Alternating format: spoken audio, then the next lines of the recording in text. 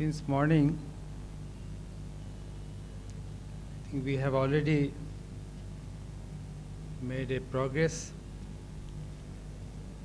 towards bridging the gap. We have had very good understanding of the process that mind works from Brother Lee. In the afternoon session, we will try to understand more how they can be partners in the progress and prosperity. Science is the systematic study based on systematic observations with careful collection of data. Collection of data is very important, and careful collection of data employing a rigorous method of reasoning, and reasoning is also important with experiments. Science expresses itself mathematically. The development of science has led to explosion of knowledge. But science, to start with, when you do the experiments, what do we do in an experiment? We assume something. We assume something, write down the procedures, and then try to verify whether they are correct or not. So we believe, we start with a faith. The whole experimental process, we believe, we start with a faith that, okay, this is the procedure that we have to follow. So the word faith is important. We test and verify the assumptions. Religion is also a system of belief, a code of conduct to which some social group is committed. Social group, that is important. And religion has also a common platform. They also believe in different faith. It is recognized that science without religion is blind, and religion without science is lame. Albert Einstein has said that. I want to add that religion without spiritualism is also blind, and we have to blend it. Spirituality leads to a person to self-control. Spirituality is common part of all religion. Spirituality is realizing and practicing the awareness of feeling of metaphysical entity termed as spirit and soul. And this world of metaphysics is that branch of philosophy that addresses the fundamentals of existence or reality, such as existence of nature, of God, immortality of the soul, relationship with mind and body. People have done work on this. I am not trying to explore on this. I have made a passing remark on this metaphysics. Spirituality leads to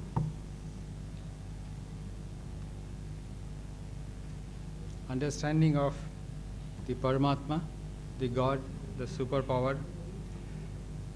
The greatest happiness one gets is from the spiritual endeavor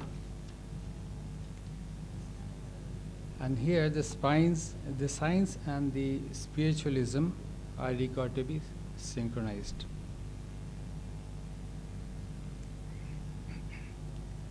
Recently in Mount Abu,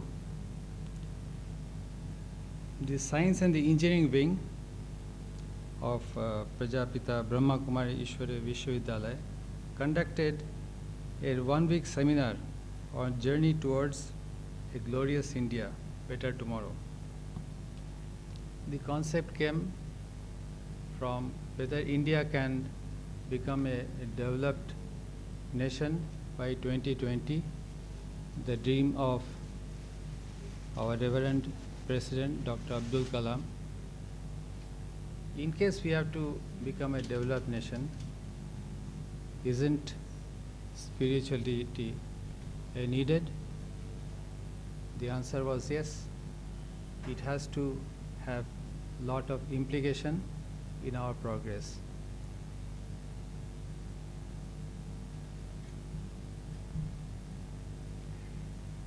So having realized the importance of science,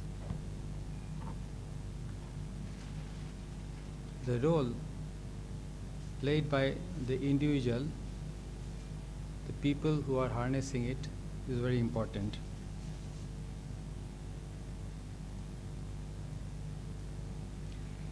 Because science has made a lot of progress and still more has to be done. Creative research is a great attribute, and science and technology gives knowledge on the intricacies of the universe. And I think more of the universe and its relations we may hear from Mr. Rakesh Sharma tomorrow. Unfortunately, I will not be here, but I hope I receive a copy of his lecture.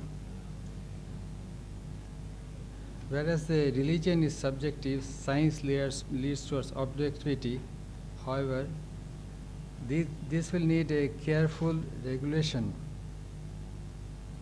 in the context of service towards humanity.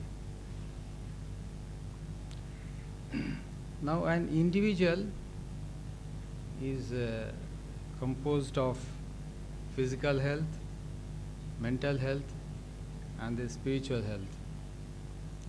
The physical and the mental development needs to be synchronized to have a proper approach towards the spiritual development. Science and technology can be used constructively or destructively depending upon the human mind. The human mind has to be nurtured, and it is important to develop through the innate spiritual aspects in which the human consciousness comes into play. Now the mind is defined through parameters of space and time. Mind and matters are complementary aspects of reality. Both science and spirituality are exploring the truth. However, there is consciousness, there is life. In the present world scenario, we have a conceptual, philosophical approach on global consciousness. The educational system and the education at the grassroots level has to make an approach towards the subject related to matter and its relation with mind. The education system should also impart a spiritual knowledge. I think somebody was telling in the morning, shouldn't our system of education impart some amount of spiritual knowledge in right from the beginning? That's a point which has to be understood very well. What I spoke in the morning is from the point of education.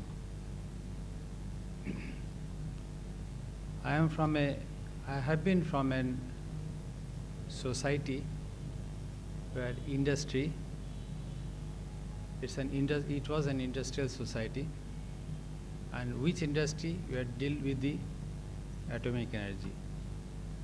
Atomic energy is widely used for peaceful purpose, and I deal with that energy which dealt with or which has been earlier dealing with, and even today I am that same profession of generation of electricity, electric power, which is used for developing a nation in different walks of life. It has been recognized that one of the better means of generation of electricity has been nuclear power.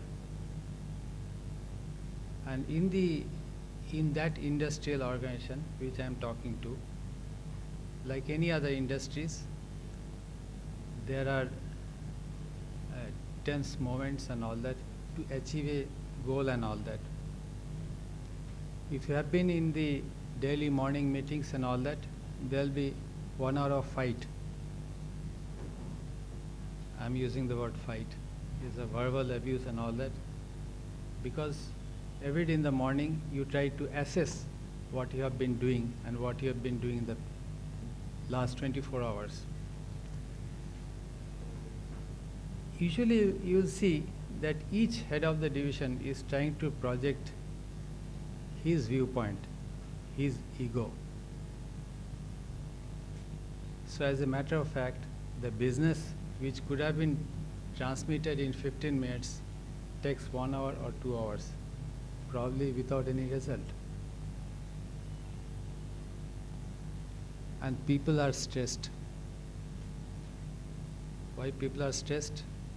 Because they have forgotten their objectivity. Objectivity, what you are trying to achieve. And the objectivity is well defined, but people have forgotten that. They put the ego in the front and keep on fighting. There are medical problems also. People suffer from stress, and then a branch of stress management, science of stress management came into that. We came across the Brahma Kumaris at our power station, the Kakrapara Atomic Power Station. And then we got introduced to the organization. Our people made visit to Mount Abu. Then they have started regular classes. Not only Brahma Kumaris, even the Vipassana unit is working there. They are training the mind. What Dr. Lee James had been telling in the morning. Training the mind, trying to understand the objectivity. With all these things, people have given good results. They have forgotten their ego. They have understood the objectivity, what you are trying to do, and it has produced very good results. The scientific principles are already there. It has been channelized in a proper way.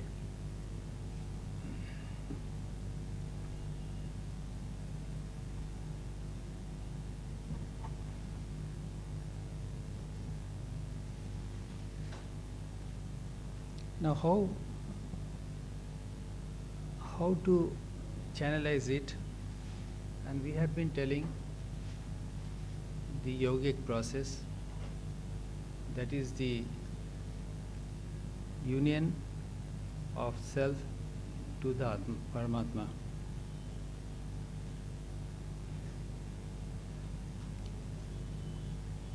I take it like this: each human being, let us consider as a pot which you are inside, and let that pot be floating in a river or a pond, and then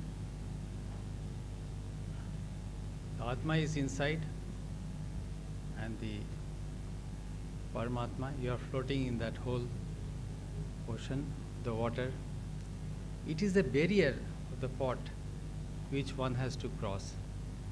And as we have been taught by our Reverend Dadis and the sisters, these layers of pot which I am telling, the 5 different layers that you have to cross to meet with the Paramatma.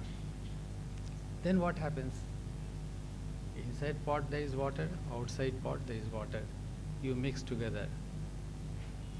This sort of principle one has to practice, one has to understand. Then you'll realize that the union of Atma into the Paramatma, the self into the Paramatma.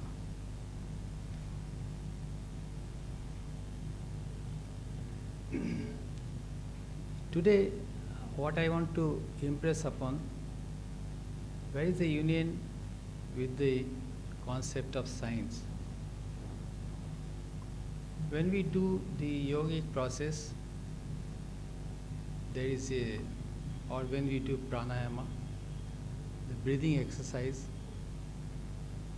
it is bringing into your body, the physical body, a disciplined method of breathing exercise.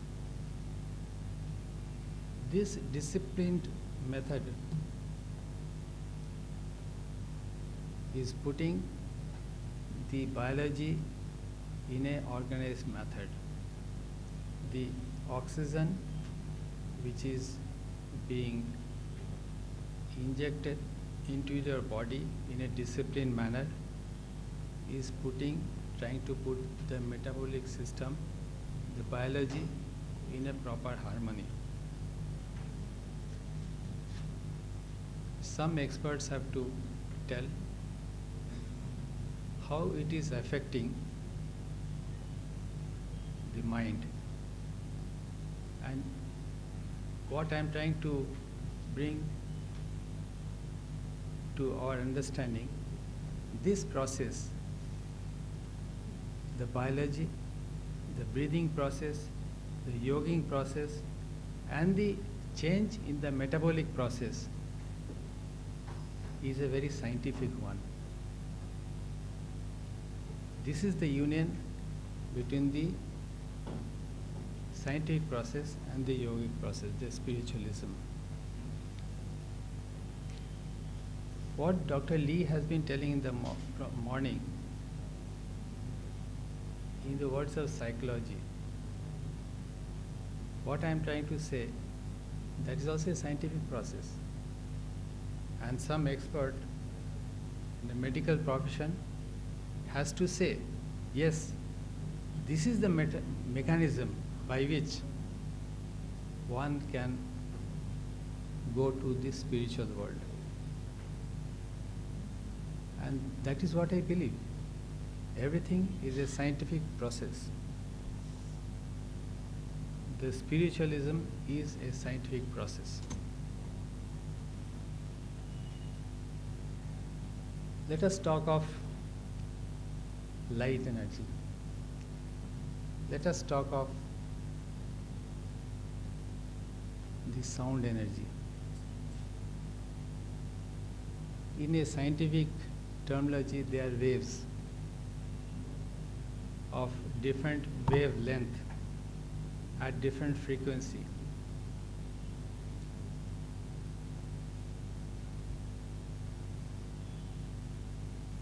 Then what is happening? We are not able to see the sound. We are not able to see them traveling, but we have defined, the scientist has defined them in some waveform with certain parameters called wavelength, frequency, there are some crust, there are trough, etc.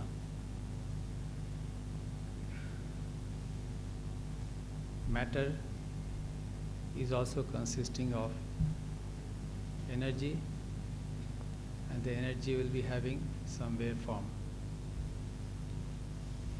We have been talking of the flowers in the morning, the different colors of the flowers,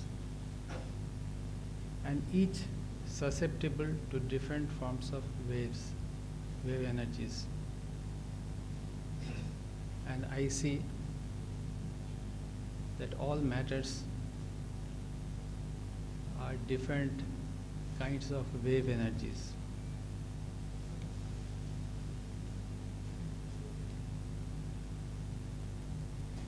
The smallest particle of matter, and if I go down to atomic state or nuclear state, are energies. In an atomic power project, what we are trying to do? We are trying to split the atom. And an atom consists of so many parts with so many energies. And then we are trying to split it with the help of a neutron. A neutron is a part of the atom. And that neutron, we are not seeing it. And neutrons are of fast neutrons. Neutrons are slow neutrons. And neutrons are of intermediate range of thermal energy. And we are selecting. We are selecting. And I am a product of that. I am in that business. We are selecting certain kind of either fast energy, neutrons, or the slow energy neutrons to achieve our purpose. And the electricity is being generated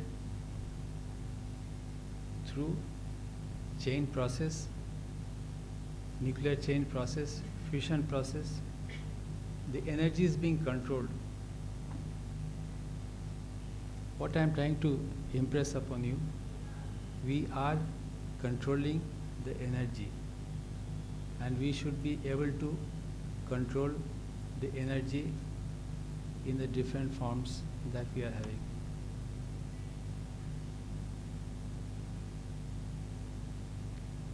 This human mind, the whole process is also in the form of energy. And how do we control? That is what we are learning. The scientific process we have to understand. In the different mythological films that we see, the elders say Tathastu, they bless. Then we see some rays coming out from the hand by blessing and all that. Probably that's a scientific method. Probably tomorrow, for blessing, we may be having some energy. We will invent it. Today we know we have a remote control. There is nothing.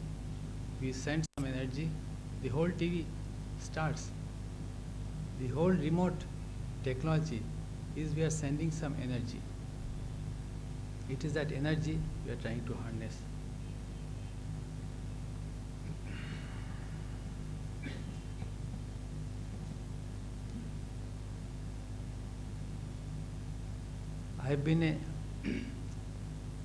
I consider I am a student in the mind management, in the yogic process, which I have been learning on and often. I am not a disciplined student because of my occupation with the work, but I do give lot of respect to whatever I have been learning on and often through this institute, and I have great regard that they have been channelizing our efforts towards understanding the spiritual aspects.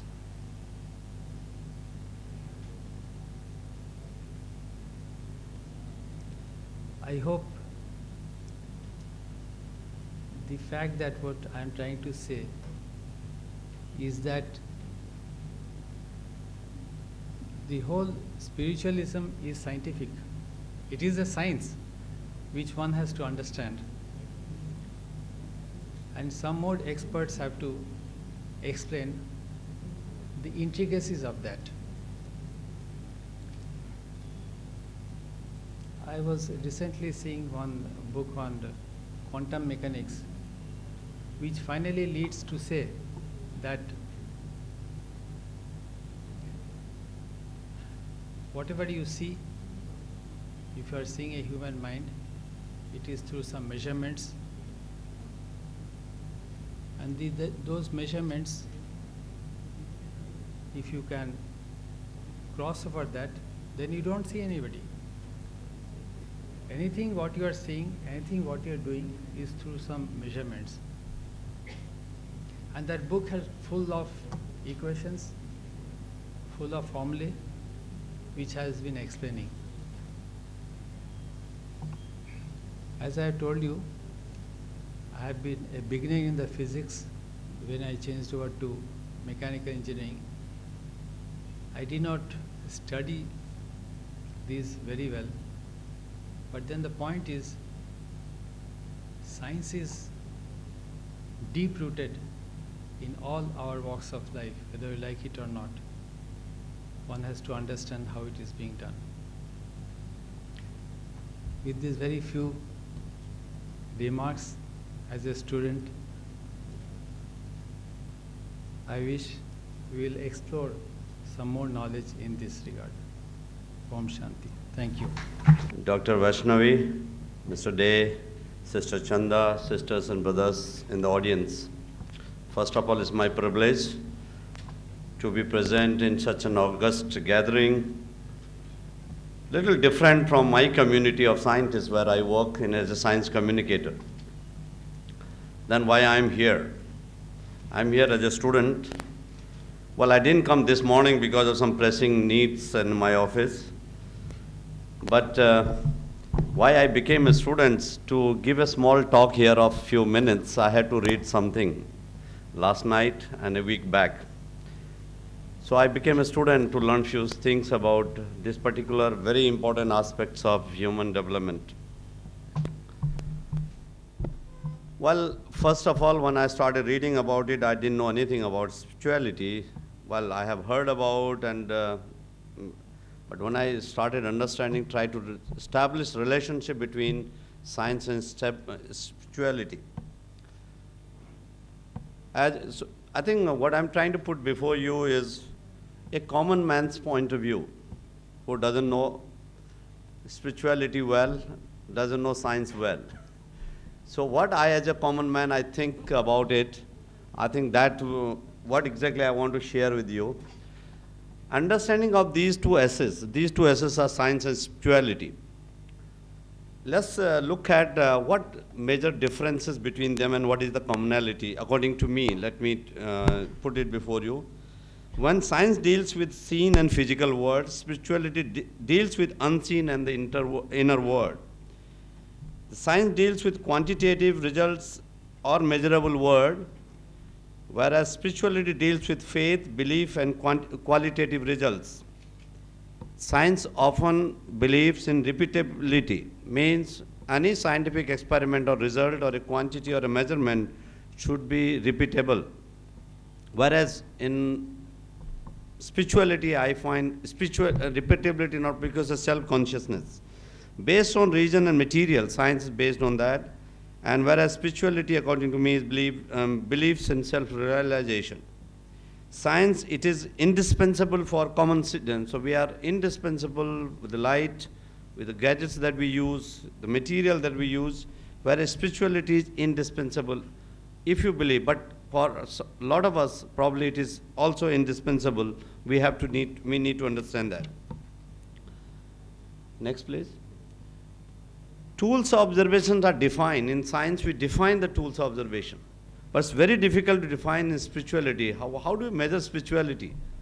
How do you really measure it and see it or observe it? That's a little complex according to me. Science caters to the sense of unity, space-time unity, though still we are unaware of the unity of forces, though people are talking about, scientists are talking about that.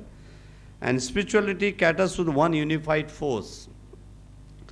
Science has less followers than spirituality.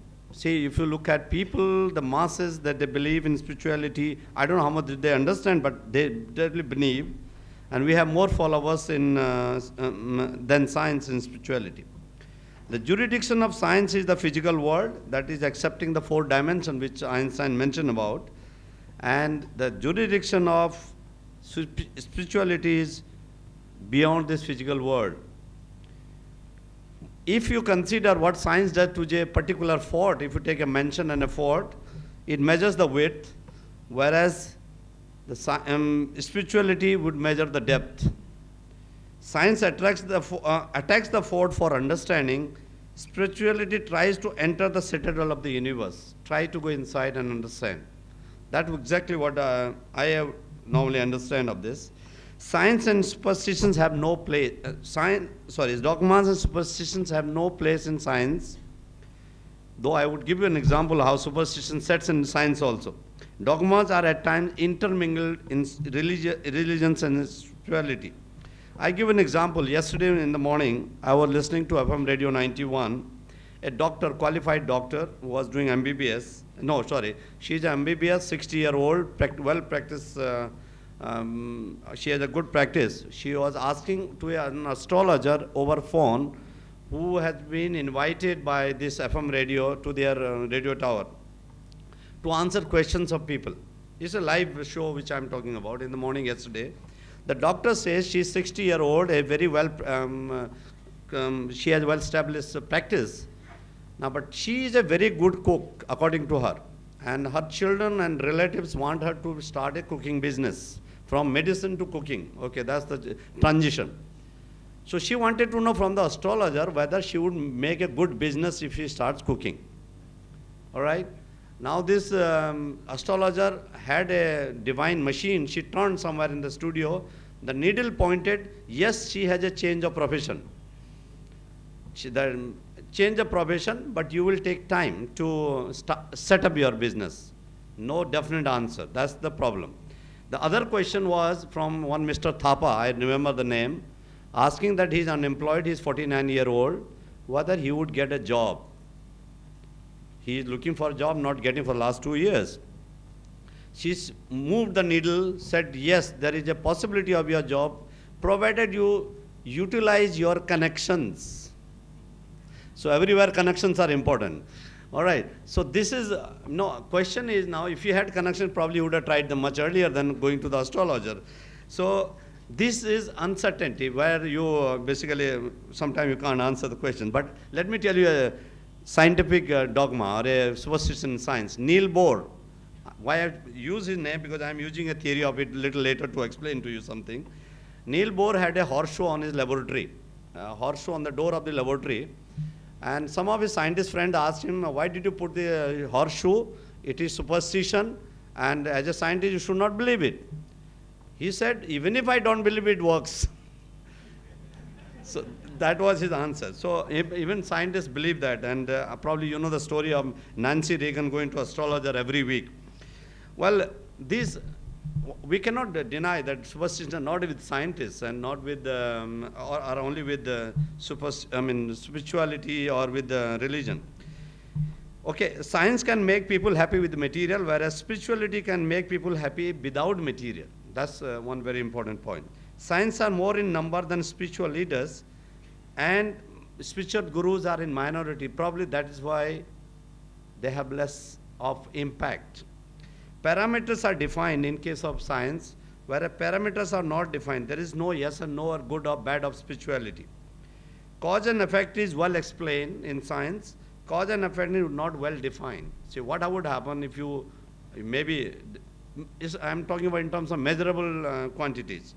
The science deals in mindful world around you, and spirituality deals in yourself. So this is one important.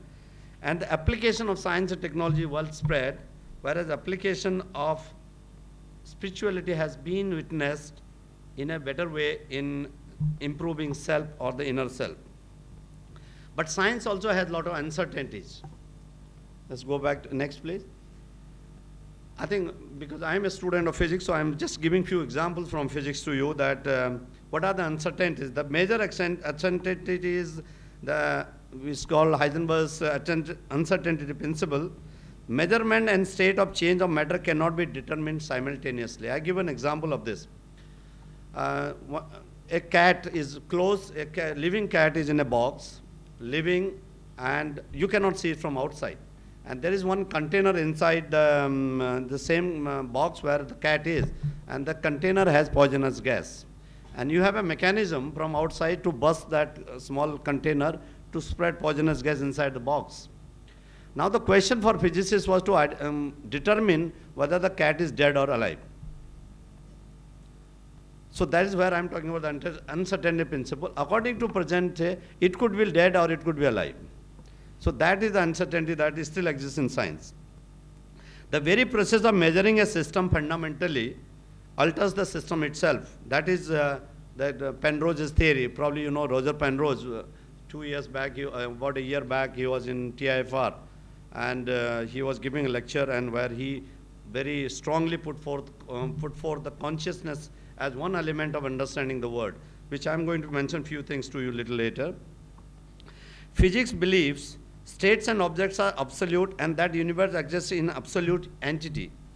The physics investigate the rules that make the universe work, and that the process of measuring a system does not alter the state of its existence.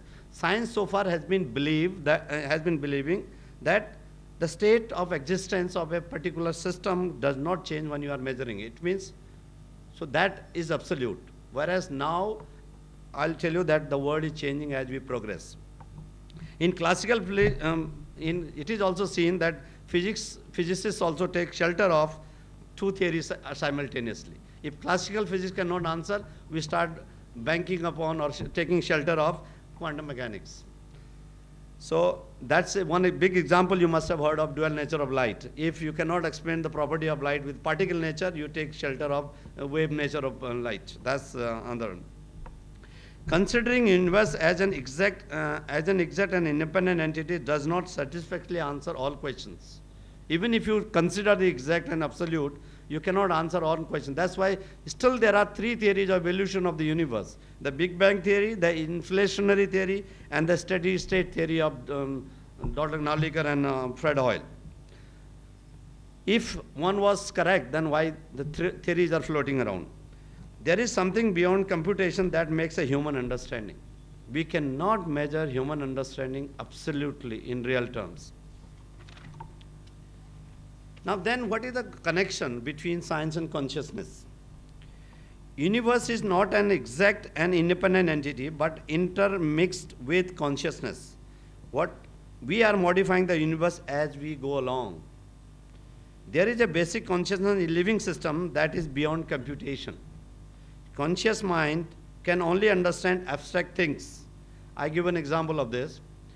When we teach our children with putting one object, say it is 1, you put 2 objects, it is 2, we put 3 objects, you say it's 3, so on, you teach them numbers. But at a point of time when you remove these objects from there, still ask the child, he still tells you 1, 2, 3, 4. Now what is that? How does that understanding come without physical parameters? Without that. That is something called consciousness, or that abstract thinking develops is unexplainable this time. From logic to comprehension is the capacity of human brain. Logic is fine, it's science and mathematics, but what is comprehension? Is the capacity of the human mind. There seems to be a connection between classical aspects of physics, working of human brain, and the consciousness. This is now widely being believed that the three things are connected. A mind which has grasped a set of rules can take it to the higher level of comprehension. Mind automatically can take it to higher level without giving any other inputs. Whereas a computer cannot do this. Computer is the biggest fool. You tell him to do what, and you have to tell him that only it does. It doesn't think that way. Even the thinking process has to be taught to it. Even for logically consistent field of mathematics, if the formulas are known, the computer cannot do that. Understanding needs intelligence. Therefore, intelligence is not a matter of computation. And some aspect of awareness are beyond computation. So if you say A is equal to B and B is equal to C, then A is equal to C. Therefore, consciousness is beyond computability. You cannot compute consciousness. Human being is a complex chemical machine. which possesses consciousness that is beyond the finite machine. Any machine cannot measure. You cannot do that with the consciousness. Next, please. It is believed that meditation changes thought patterns on more permanent basis than drugs. But there is the people who don't believe in this, they have psychiatrists disbelieve this at the moment, some of them. They say, though statistical significance proves this, they say, no, our understanding of brain chemistry will improve the malfunctions without the meditation. They say still science can solve that problem, but I do not know how much. The supporters of meditations base their claim on the concept of consciousness that can change the state of mind in a way that is beyond deduction and capacity of chemistry. If chemistry was so strong, why it has not been so far? Now, for scientists, now how do we come to, for scientists, what do they need to understand? Instead of outrightly rejecting certain theories or certain beliefs, scientists need to think beyond limited definitions of science and take scientific thought and method to the logical conclusion, even if it is raising difficult and apparently difficult questions. Science should seriously look at the claims of spiritual leaders and that there is something beyond chemistry or physics to life, and the human brain and mind are two distinct and important aspects of life, that we will understand life only when we understand consciousness in totality. Science should come out of the straitjacket and investigate these questions of the world with some same dispassionate objectivity as has been used for the understanding of the physical world. That much of energy and science and research has not been done. Scientists should step out of the orthodox science to understand the big and small and the human mind and the way they interact with each other. There is need to understand whether the world has absoluteness as claimed by orthodox science or physical and mental world together exist as a single entity for the composite Platonic world. Look at the claims of spiritual world with a more positive approach and investigate instead of outrightly rejecting, as some people do it. Points of consideration for spiritual leaders also, which according to me are important. Be more market more of your thoughts. To explain and prove spirituality and consciousness in a way of science does. In a way science does. That is logical, convincing, and as a fundamental identity. We need to prove, we have to give those sorts of answers. The spiritual basis of life, as has been advocated in ancient India, needs to be researched and explained to prove coexistence of material and spiritual science. Build and establish science of philosophy, religion and spirituality, that their strength lies in deeper and penetration than the physical view of the world as given by science. So that we need to prove ourselves. So what are the meeting points of, instead of clashing with each other? Let's see, I consider science and spirituality are not opposed to each other, but are competitors, are trying to prove each other's worth. Both are important. Objective of both science and spirituality is to draw man from stagnation. Both are working on the similar principle. The difference is apparent, not real. It's apparent. Both aim at acquiring deeper understanding of the world. Both have to understand and talk each other's language so that we can convince each other. All branches of science need to come together to work with spiritual leaders for acquiring better understanding of spirituality. Now, why I stress upon this coming together, if X-ray crystallography was not available in 1959 to Watson and Crick, probably the DNA structure would not have known, and we would not have made so much of progress that we are making today in medical sciences, or even human genome is mapped today. So because only one view of understanding will not work. I think these all energies, as you call energies, I call it all sciences, or all logics, need to be put together to understand and use that for betterment of mankind. Thank you very much. Organization as a partner to policy planning for World Health, and it's a WHO's Planning Policy Forum. At this point in time, I wish to start as I certainly look after health care delivery internationally. Southeast Asia is my territory, and policy planning for the World Health is my prerogative. It was 2-3 years ago, I was first invited by the Mount Abu Brahmakumaris. We had a mind and body dialogue. And it was at that point in time I wish to tell you how I felt. And that was, I felt Brahmakumaris was an endeavor in art of benevolence for structuring civilized humankind of the day. I shall subsequently elucidate as to why I did feel so.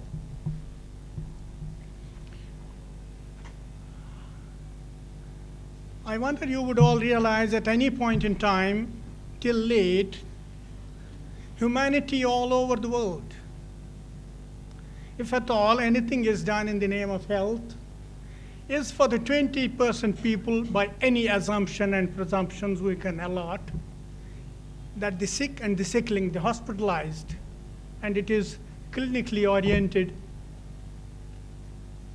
80% of any civilized population at any point in time are to be granted healthy, kicking, and perhaps to look them after, to keep them retained so and maintain their health. There's hardly anything that has been done and has been attempted till late. It came up in Bangkok 2000 that we had to have, as we say, mental health initiative declaration declared. And then we had a reason enough to so declare because we felt we never knew what was the concept and what should be the definition of mental health.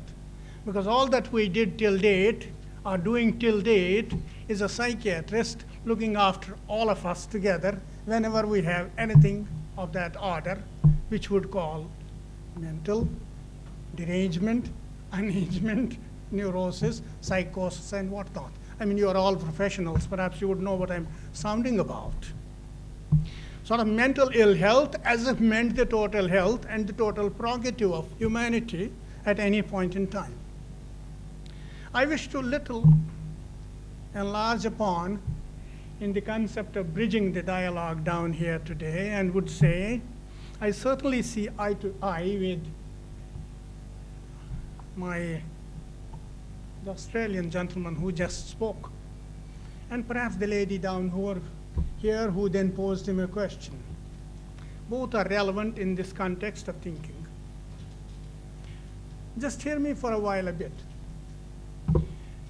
Religious ecstasy as is akin to scientific fervor, and this ecstasy and the fervor being the baseline for spiritual exercises, he who undertakes such exercises is frequenting into spirituality.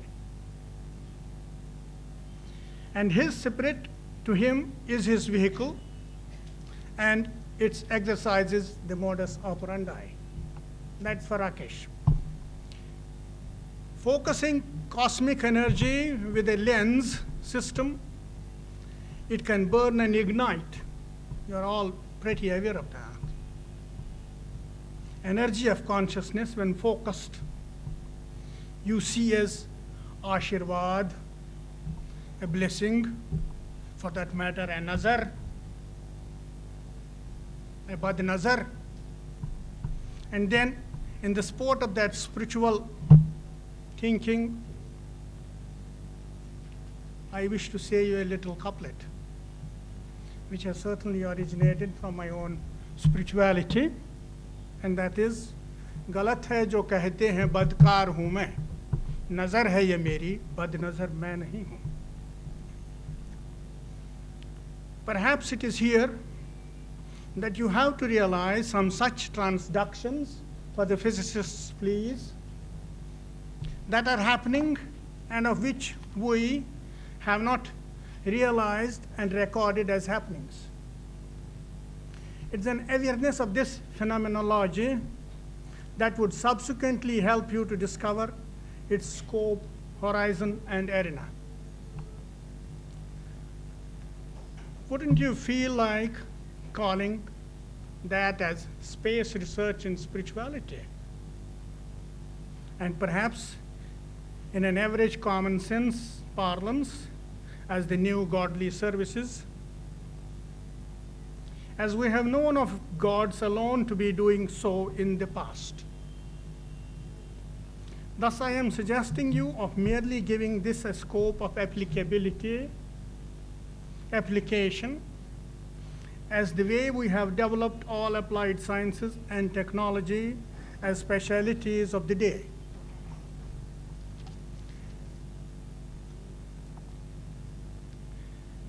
Mind you, neat sciences as basic have always been abstract, dry, mathematical, and perhaps monotonous and disturbing, abstract thinkings. Today is an era of interspeciality areas.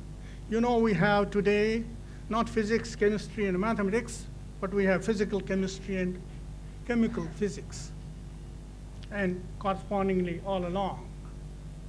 Meaning we have certainly gone a little outer in a wider horizon, and we have ample scope to be getting into further horizons of the thinking, not only thinking, and that's perhaps exploration. And what is then, and what was then metaphysical has got to be, bound to be the physics of the day and the day after.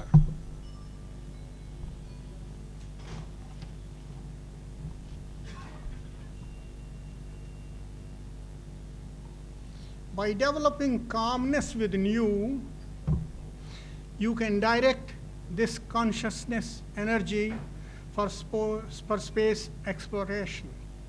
And I really beg to cross bones with somebody who had a slide saying it's spirituality as if getting all within. No, perhaps without as well, from base one. You can direct this conscious energy for space exploration, and when put to bonding with the cosmos component of this, the same energy. I'm reminded of, and all of you, those are scientists down here, would have known, there's a very famous book, The Nature of the Chemical Bond by Linus Pauling, the very Nobel laureate who got his Nobel Prize for the very chemical bond. And if none of you have read the book, please go back to the book and discover there's a beautiful concept called pi bonding.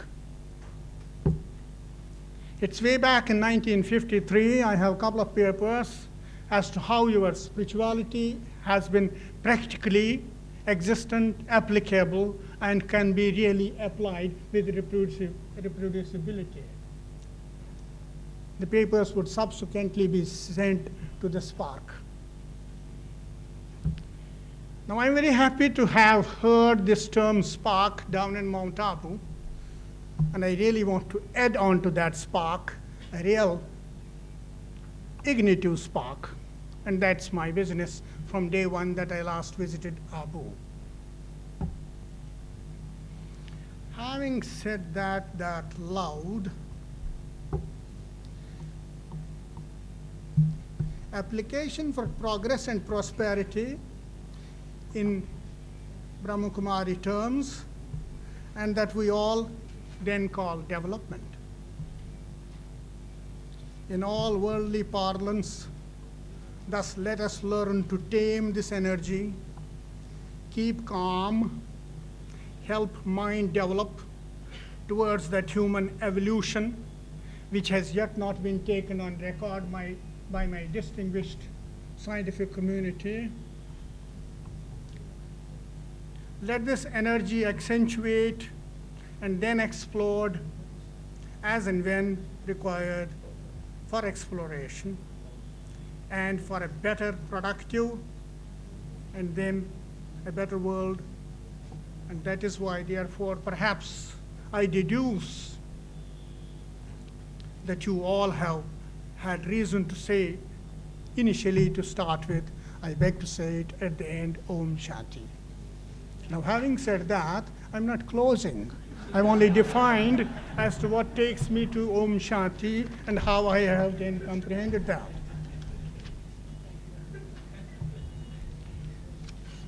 Now at this minute, as I did tell you that in 2000 AD at Bangkok, the World Health Organization took on it the initiative, and we call it Mental Health Initiative. It was declared as a fundamental policy for which we are yet in the process of coining what really should be the definition for mental health and how should we go about acquiring, delivering, and reaching public with mental health.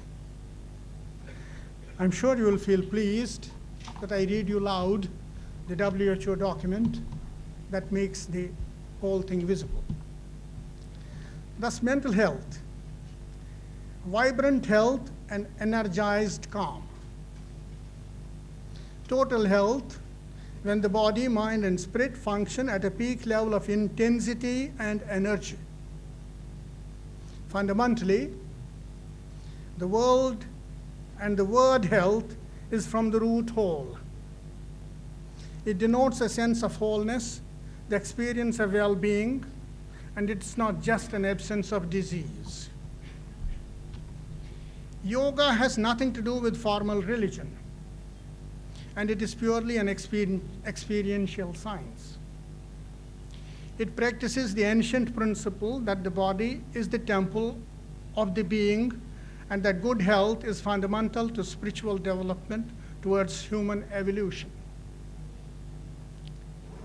The physical body, the food body, or in Ayurveda and otherwise that you call it Annamaya Kosh, is like the hardware, and while the mental body, the Manomaya Kosh, is the software. Every fluctuation in the mental body has a chemical reaction, as said Lee, in the physical one, and vice versa. Mind you, this is not philosophical, this is fundamentally factual medical science, the basis for psychosomatic illnesses. It's established in neat biochemical terms. Every fluctuation in the mental body has a chemical reaction in the physical one, and vice versa. However, neither the software nor the hardware is of any use unless it is powered by quality power. This is where the Pranamaya Kosh, the energy body, steps in. Human energy dividend thus is the mental health power. Beyond foreseeable future, helps one on telescopic time in space, what you then call vision and visionary glimpses. Yoga works with the energy body, and that's why people with different ailments are cured with the same program. A balanced energy body ensures the balance of the physical and the mental body. It needs to be understood and practiced. Certain kriyas for which we use the body a bit, but a lot of the breath and the mind. Raja Yoga, Isha Yoga, the Yoga of the Divine, the 3-day Bhava Spandana residential program, and the 7-day meditation courses are held at number 115 Govindaswamy Naidu Layout, Coimbatore.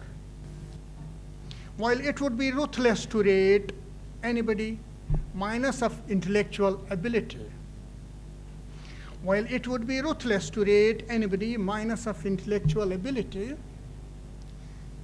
but for global perspectives.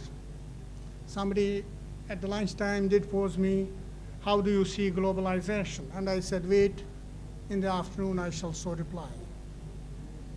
And but for the global perspectives, wholesomeness of intellectual efforts, I repeat, wholesomeness of intellectual efforts, I guess shall have to be structured. And very much the application methodology and the applied approach of Brahma Kumaris will take you a long way. In a war of ideas, it's the people who get killed. And as is unfortunate on the mankind, that the more knowledgeable we are, the more handicapped and compartmented we do feel, and the comprehensions normally become, difficult. We must have to nourish the mind that nurtures the body. Life by nature abhors plans. The sole purpose of human existence is to kindle a light in the darkness of mere being. If the brain doesn't work, the rest doesn't matter very much at all. Yes, and then to the present day times of violence, we must have to look forward to, and we will have to be tough and persistent in our security policies, create a political channel as an alternative to violence, which is the manifest of humanity today. Thank you so much, and that is now the Om Shanti. It's as good as a file of 2,000 pages and would be brought back to you at any point in time. Now, I'm reminded of a little that I would tell you, a brief in a paragraph. Way back in 1970s, I was a student at the University of London. I hail from Kashmir by birth. My mother, to whom I was very dear, in other words, there was a psychic, the same kind of a pi bond. She was way back in Delhi, and then she passed off. At dead of the moment, the minute that she has breathed her last, it was midnight in London. In the apartment I boarded, I do not know, a huge big vulture kind of a thing knocked my pan in the midnight.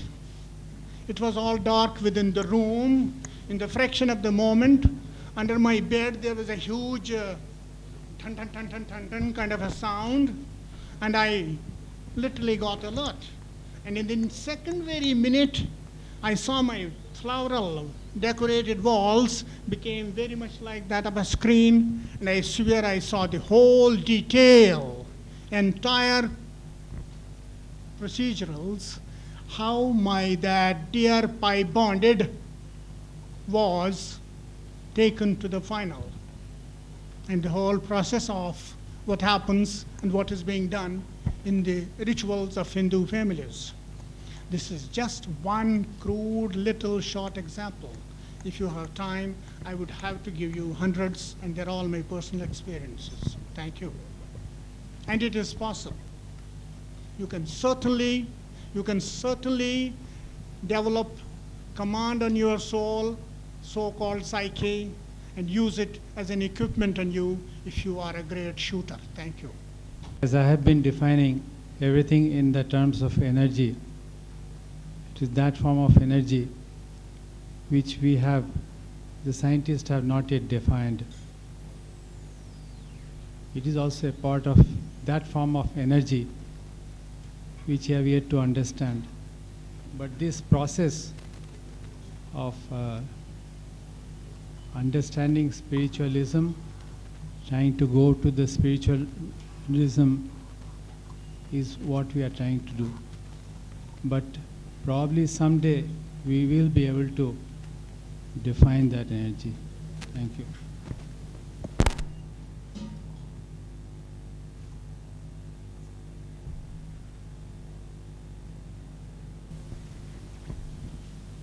In case of spirituality, in our Hindu culture, there is always saying that it should be percolated through Guru, and that keeps many people away from this concept of spirituality. So can you throw some light on this aspect. Yes, the concept of guru is again methodology, procedural methodology. And perhaps at that point in time where the concept of gurus was brought in, Hindu religion as a religion was being structured through the Purohits and the monopolizing of the cult and whatnot. Perhaps it was an act of monopoly at a point in time. But that's what these people are today out with, to make you self-sufficient. Because today the dearth of gurus and the bankruptcy on being gurus or Guru Vidya, why don't you help yourself, be your own guru? I remember once upon a time, about 30 good years ago, Director General WHO inquired on me after a good meeting as to whom do you believe in? I know in India you have gurus. I said, but I have no guru. And the fact is, yes, then I only knew that I had no guru. But today I would add on, I could be my own guru. And you better be your own guru. It's so simple. Yes, initially it's a hard task, no doubt, because you have to break the resistance. But I swear the moment you have learned how to break it and that you have broken it for once, neither it will let you be without coming on it, and then the more you go, the more polished, the fine, the comfortable, the easy and whatnot. It's a great ecstasy of a kind, really. I wish you inculcate. Thank you.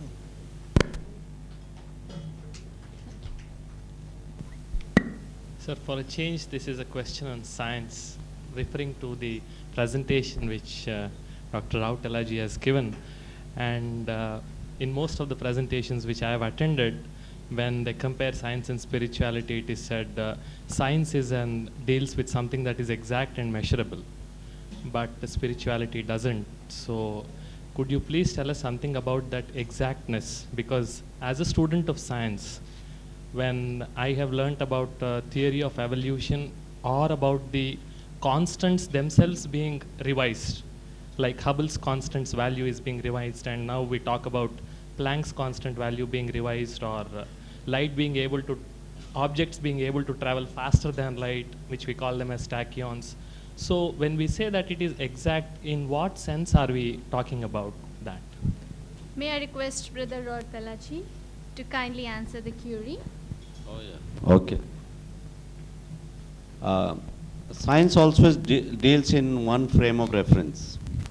So when we are talking about answering one exactness, one finite dimension, that is talking about one frame of reference. But as soon as you see things from other frame of reference, things change. So this one thing you have to keep in mind. That's how theory of relativity came in, Einstein theory came in.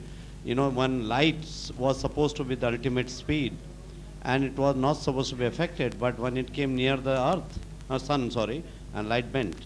So that was the extreme end of the proving Einstein theory of relativity. So the finiteness sense, when we are talking in science, is within one frame of reference. That's one in. So a finite world means you are talking, if you are on Earth, you are talking about Earth only.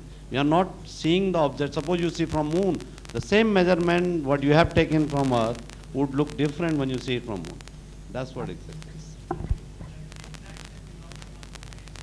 Yes, exactly within the same place. But beyond that, it is different.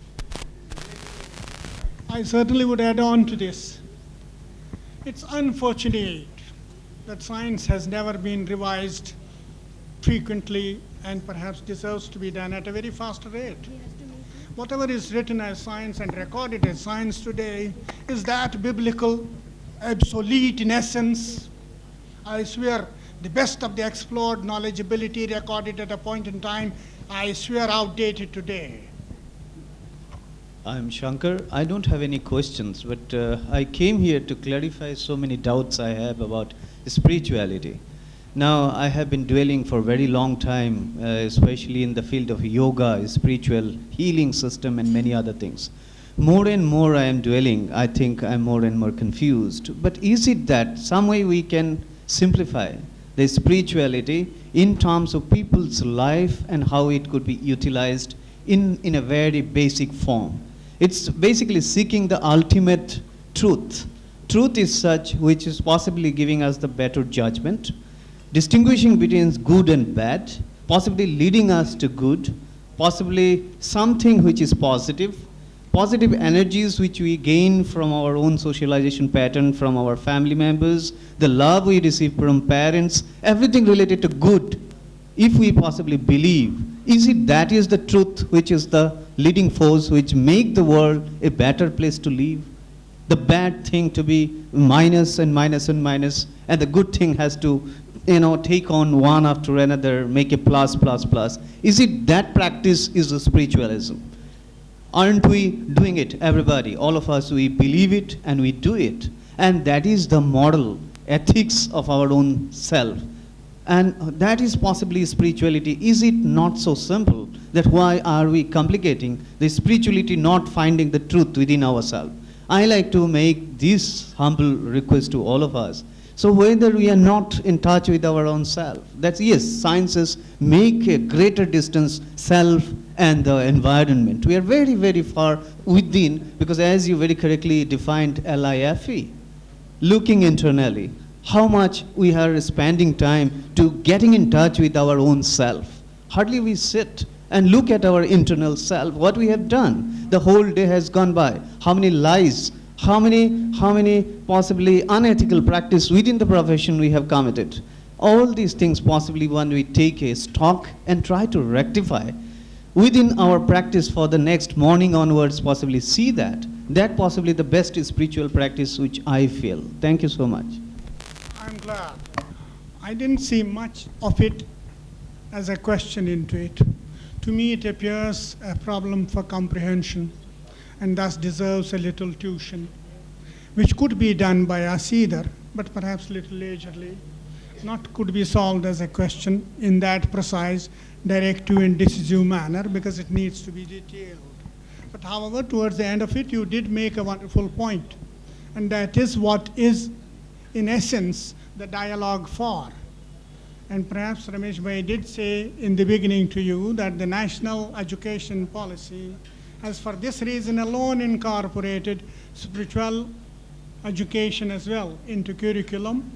And we really want to start with the generations to come, want to provide the equipment to the common intellect and to make it more widely capable of comprehending right. With these words, thank you. When he said that what is the absolute truth, to know absolute truth, I would say a word which was told to me that you don't have sufficient consciousness to understand that. I'll tell you, I give an example of one organization I don't want to name, came to me some years back, asking me to participate in a seminar of this nature.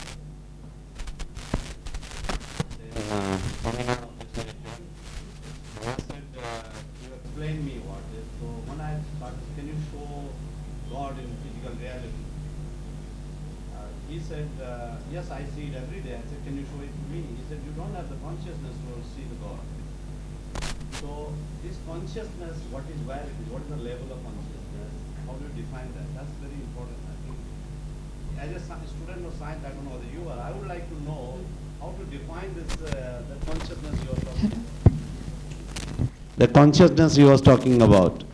So, how do you really, either you need to do more research on this, people have to define this in terms of, then whether it is definable. It's possible to define it. I don't know, these are the results which is also a question in my mind all the time. Thank you.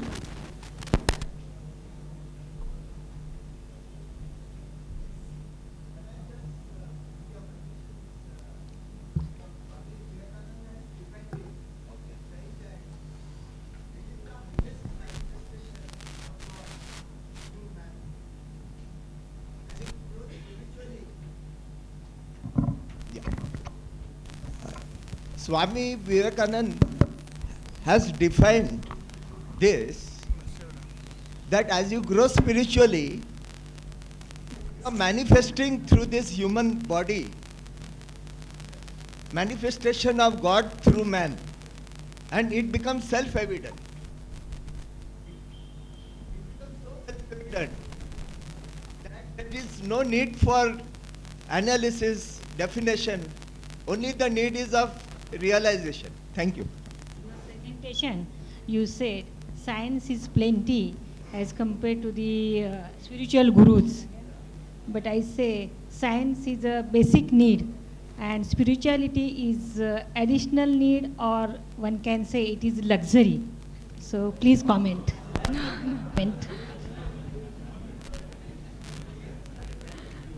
No, I didn't say science is in plenty. What I said was the presence of science is more than of the spirituality. In that sense I want to say. So we need more gurus, to be precise, more good gurus, not bad gurus. There are bad gurus also in spirituality. And yes, and we need to create those good gurus who can convince people about the good effects of spirituality. So that's what I want to say. Okay. I would like to conclude the session. Our life has two aspects. One is physical, other is spiritual.